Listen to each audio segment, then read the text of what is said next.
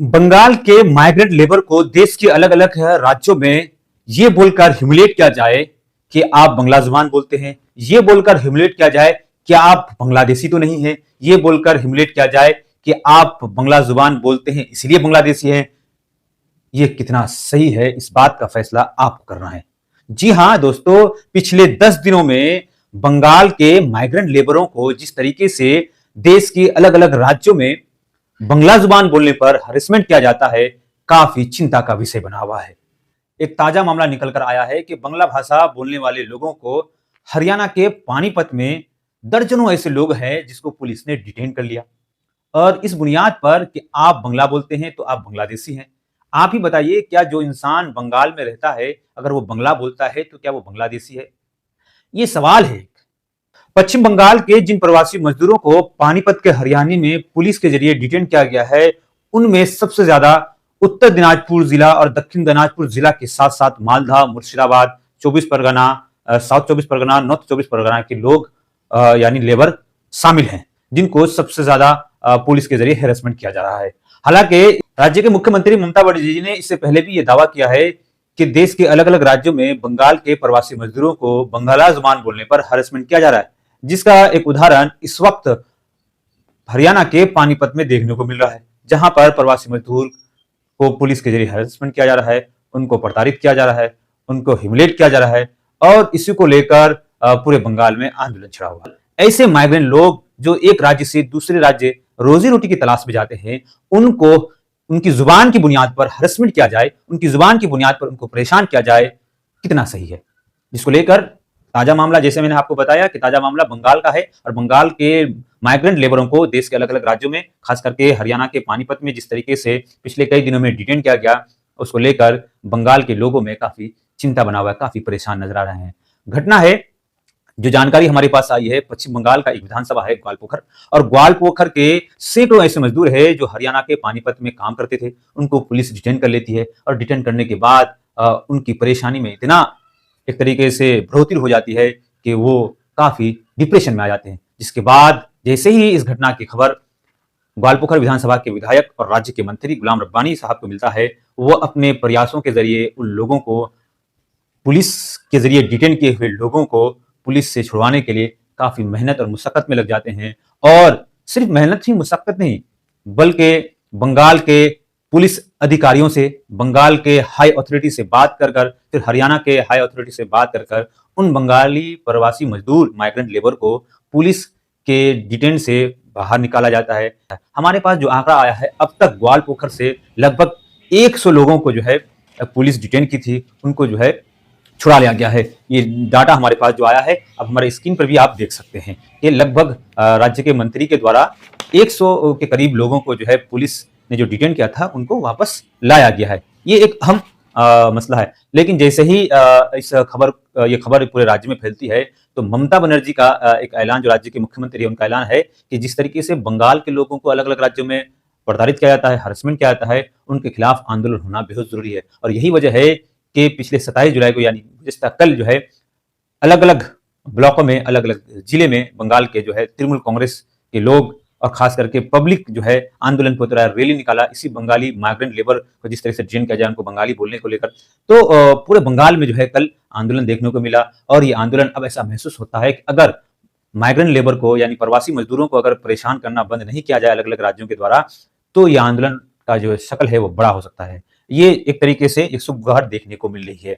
वहीं इस पूरे घटना को लेकर जो है राज्य के ओपोजिशन लीडर और बीजेपी नेता शुभेंदु अधिकारी भी जो है एक तरीके से बयान देना स्टार्ट कर दिए हैं। उनके बांग्लादेशी घुसपैठी और रोहिंग्या घुसपैठी जैसे बयान जो है अब तेज हो चुके हैं।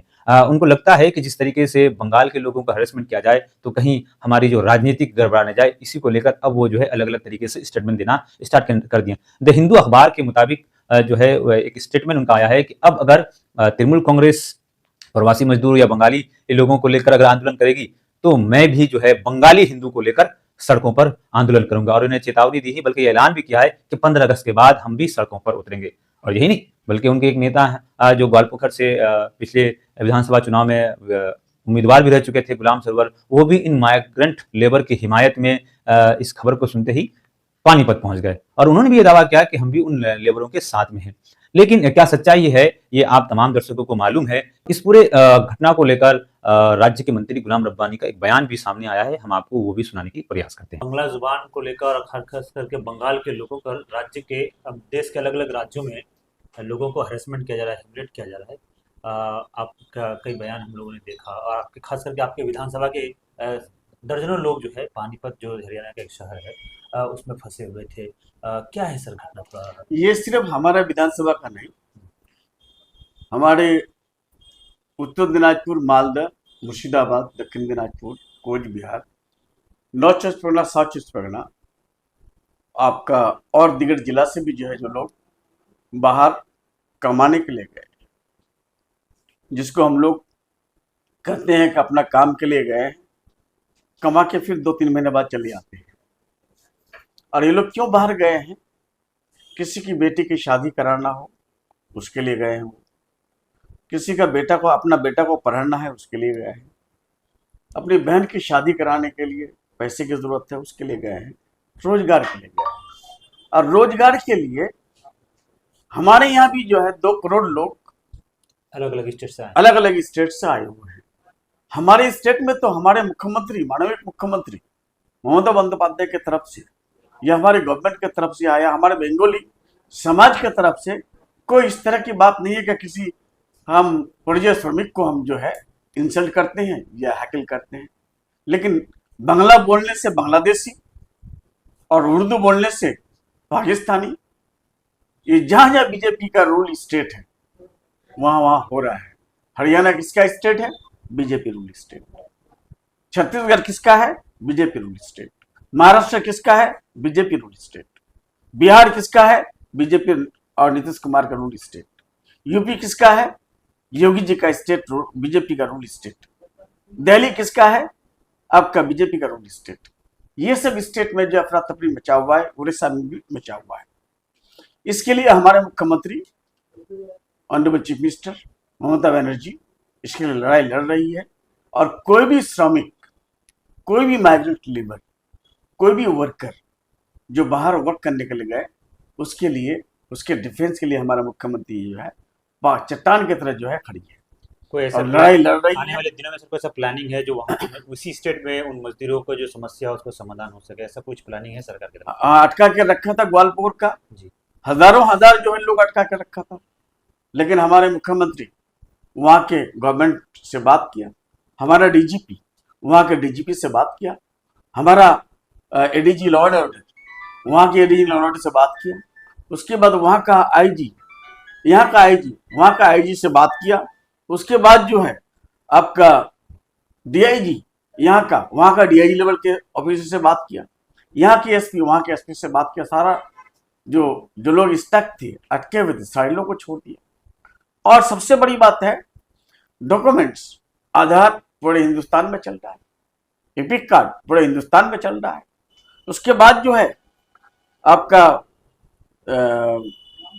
राशन कार्ड पूरे हिंदुस्तान में चल रहा है। जैसे ही आप लोगों ने बंगाली जुबान को अपमान को लेकर पूरे राज्य में कल जिस तरह से आप लोग प्रदर्शन करते रहे, रैली निकाले, तो 26 तारीख को ही LOP assembly, Bengal assembly, Suvendu Adhikari ने कहा कि हम लोग बंगाली हिंदू बचाओ का अभियान चलाएंगे। तो क्या ऐसे लोग राजनीति में नहीं उतर रहे इस सब मामले को लेकर? देखिए, वो मेंटली खिसका हुआ है, क्योंकि हमारे पहले टीएमसी में तो उसको खिसका हुआ था। मेंटली डिस्टर्ब जो आदमी हो जाए उसके बारे में बोलना फजूल है। इसलिए फजूल है कि वो जब एमएलए वो भी एमएलए, हम भी है, वो भी मिनिस्टर रहे हमारे गवर्नमेंट का, हम भी मिनिस्टर हैं। आज वो बीजेपी में गए किसी लालच से, आज बीजेपी में जाने के बाद वो ये बात अगर बोले कि मुस्लिम एमएलए के चैंग धोला कोड़ दे मेरे, तो मेंटली डिस्टर्ब नहीं है, उसका इलाज कराना चाहिए, उसके वो इलाज की जरूरत है। आपके विधानसभा से हरियाणा के अलग अलग हिस्सों में, दिल्ली के अलग अलग हिस्सों में लोग जो डिटेन किए गए थे, सर अब तक सर कितने हजारों लोग का डिटेंशन हुआ था, अटका के रखा था, सबको रिलीज करवाए हैं हम लोग। और सारा लिस्ट हम लोग यहाँ का आईसी को दिया गया, आईसी जो है भेजा आपका एसपी को, एसपी जो है डीआईजी को, डीआईजी आईजी को, आईजी जो एडीजी लॉ एंड ऑर्डर को, ADG law and order DGP को भेजा है, डीजीपी से हमारे मुख्यमंत्री को दी है। हमारे मुख्यमंत्री वहाँ के गवर्नमेंट से बात किया है, वहाँ के गवर्नर से बात हुई है। लेकिन मेरा सवाल है कि अगर कोई बांग्ला बोलने से बांग्लादेशी कह दे, इससे बड़ा इंसल्ट नहीं हो सकता है। एक अपने देश के नागरिक को हम कैसे विदेशी कह सकते हैं? अपने घर के आदमी को हम बाहर का आदमी कैसे कह सकते हैं? जो कहते हैं उनका सोच जो है वो छोटा है, उनका समझ जो वो छोटा है, विजन वो सब छोटा विजन का आदमी है। ये छोटे लोग हैं, इस तरह का एक्टिविटीज करते हैं। और पुलिस जो मारी है वहां पानीपत, दिल्ली, हरियाणा में, उस पुलिस के वर्दी में मारना, ये जो फिजिकल टॉर्चर करना, ये जो है संगीत, ये बहुत बड़ा जुर्म है। आज के डेट में आप लट्ठी से, सोडा से, उसके बाद जो है अब हंटर से किसी को कोहरा से मार नहीं सकते हैं।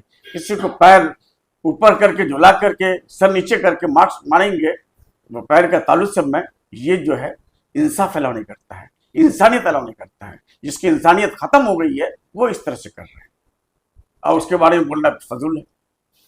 हमारा आपको ये वीडियो बनाने का मकसद है कि क्या किसी मजदूर को किसी स्टेट के मजदूर को दूसरे स्टेट में काम करने जाए तो क्या उनको पुलिस इस बुनियाद पर अरेस्ट कर ले कि वो बंगला जुबान बोलते हैं? ये कितना सही है? हमारे इस वीडियो के कमेंट बॉक्स में आप जरूर बताइए।